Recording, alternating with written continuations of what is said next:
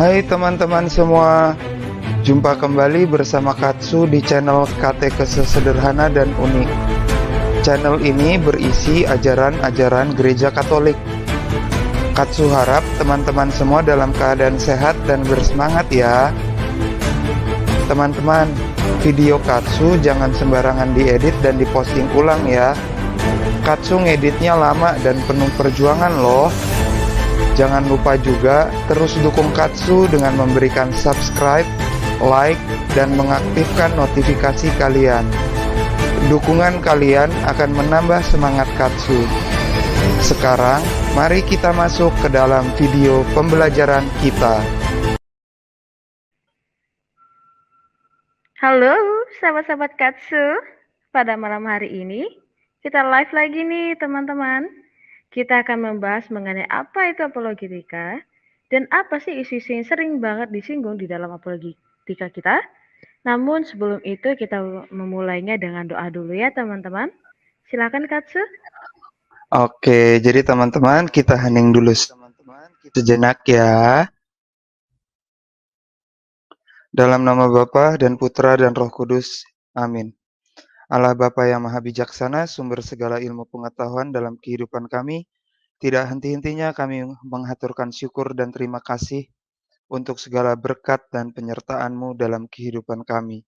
Ya Bapa, kami pun memohon ampun atas segala dosa dan kesalahan yang seringkali kami lakukan dalam kehidupan kami sehari-hari.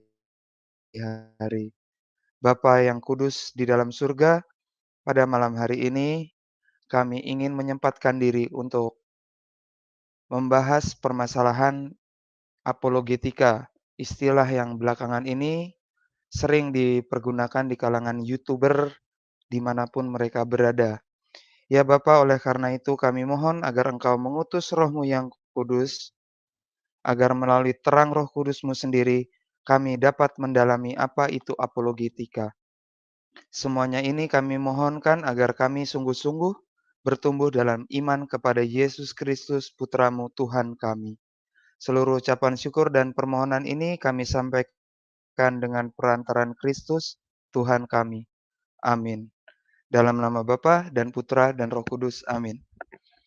Ya, oke. Jadi memang pada malam hari ini kita akan bincang-bincang yang agak ringan mengenai apologetika ya. Memang Katsu tidak sediakan slide. Justru tidak disediakan slide itu bukan berarti kita nggak punya tema, tapi biar teman-teman bisa bebas berpendapat mengenai pemahaman, mengenai apologetika yang ada pada diri teman-teman sekalian. Nah, tapi sebagai acuan utama, katakanlah di sini Katsu akan memberikan alur singkat. Jadi kata apologetika itu berasal dari bahasa Yunani, aslinya itu dari bahasa Yunani, apologetikos. Nah, kemudian kalau dalam bahasa Latinnya seperti biasa, itu adalah kata apologeticus. Nah, ini kalau teman-teman mau lihat teks di mana kata-kata ini pernah digunakan, ini Katsu tunjukkan. Begitu. Sebentar, selamat malam untuk sahabat-sahabat Katsu yang hadir secara live ataupun nanti yang akan mendengarkan siaran ulang Katsu. Apakah ini sudah tampil ya Ibu Sis Yohana di layar? Ya, udah tampil. Hmm. Nih jadi Katsu besarkan dulu, itu ada di Kisah Para Rasul bab 22 ayat yang pertama. Nih kata defense ini mengacu pada kata dalam bahasa Yunani apologia. Jadi apologetikos itu dia mengalami perubahan bentuk dari kata apologia ini. Nah, a plea, sebuah pembelaan atau sebuah pertahanan, defense. Oke, teman-teman. Nah, istilah ini dalam sejarah justru pertama kali bukan digunakan oleh kalangan Kristen, melainkan dipergunakan oleh Sokrates. salah satu filsuf Yunani. Dalam karyanya dia memberi judul Apologia. Nah, kemudian dalam perkembangannya, kata-kata ini diambil dan dipergunakan oleh para kita punya bapak apostolik dan bapak gereja. Kalau teman-teman ingat tulisannya Santo Irenaeus dari Lyon, itu juga berjudul The Apology. Nah, jadi menggunakan kata-kata yang sama, ya. Jadi kalau kita melihat dari perkembangan sejarahnya, kata apologetika ini memiliki batasan umum, yaitu pembahasan mengenai hal-hal yang berhubungan dengan kepercayaan Kristen. Itulah yang dimasukkan dalam ranah apologetika. Begitu ya. Nah, tidak jarang juga di zaman modern ini, kata apologetika itu mengacu pada salah satu cabang ilmu teologi sistematik dalam gereja Katolik, yakni teologi fundamental. Kenapa apologetika dikaitkan dengan teologi fundamental? Itu alasannya karena materi-materi yang biasa dibahas dalam apologetika iman Katolik itu mau tidak mau berkaitan dengan dogma-dogma gereja Katolik.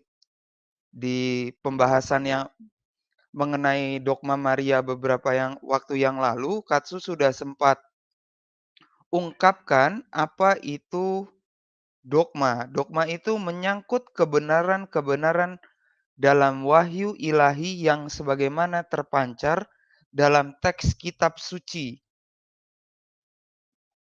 Ya, jadi mau tidak mau kita akan diharuskan ketika berapologetika itu sudah membaca teks-teks kitab suci dengan baik juga, teman-teman. Ya. Kemudian hal lainnya yang harus dilengkapi sebagai seorang apologet adalah pemahaman yang reflektif mengenai pemahaman iman kekatolikan itu sendiri. Contohnya yang sering menuntut kita untuk berapologetika, itu kan ada contoh teman-teman. Kita percaya kepada Tuhan Yesus. Nah, ini mengandaikan ketika kita menjawab pertanyaan, kita percaya kepada Tuhan Yesus karena A, B, C, D, ini kita memberikan jawaban yang benar-benar mendasar sesuai dengan teks kitab suci, magisterium, dan tradisi suci. Katsu juga ada undang beberapa teman-teman dari Kristen yang non-Katolik agar kita bisa melihat juga pandangan mereka, tapi mereka belum sempat hadir ya. Jadi kita lanjut dulu saja. Nah, tadi sudah sampai mengandaikan bahwa kita menguasai ajaran-ajaran magisterium. Nah, kebetulan beberapa saat yang lalu, kan teman-teman tahu ya kalau sudah lihat thumbnail-nya Katsu termasuk Sis Yuana mungkin agak bingung kenapa thumbnail tersebut Katsu tulis ya agak agak nyeleneh lah katakan gitu ya, kalau dalam bahasa Jawanya tuh nyeleneh, berarti agak nyindir orang lain gitu ya, agak menyindir kalangan lain. Sebenarnya Katsu tidak menyindir kalangan Kristen non-Katolik ya di sini. Justru Katsu mengkritisi kalangan Katolik sendiri yang menggunakan kata-kata atau frase apologet Muslim. Nah, di sini Katsu melihat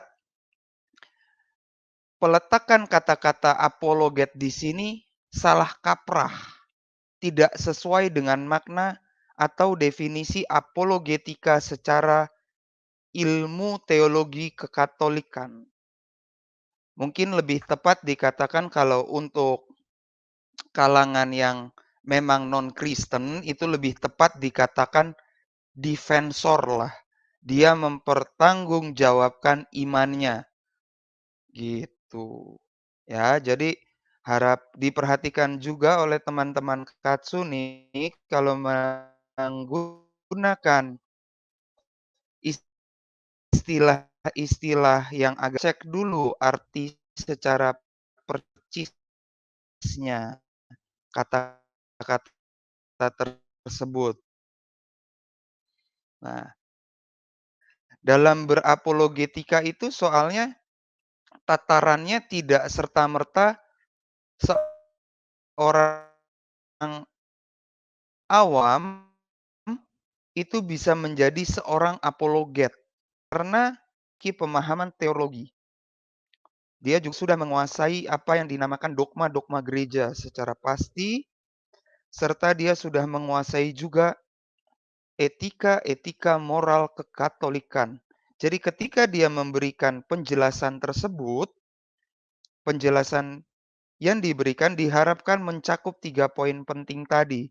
Jadi ada unsur dari biblisnya, ada juga unsur dari ajaran dogmatisnya, dan moral ini unsur dalam hidup praktis di kalangan umat. Maka hal ini sebenarnya hal yang tidak mudah untuk dicapai. Tapi di kalangan YouTuber saat ini, seolah-olah istilah apologet itu begitu gampang dipergunakan ya orang. Bahkan ada orang-orang tertentu yang mengklaim dirinya sudah apologet gitu. Itu sebenarnya bisa kita kritisi apakah dia sudah memiliki pemahaman 3 elemen tadi, kalau dalam tataran gereja Katolik.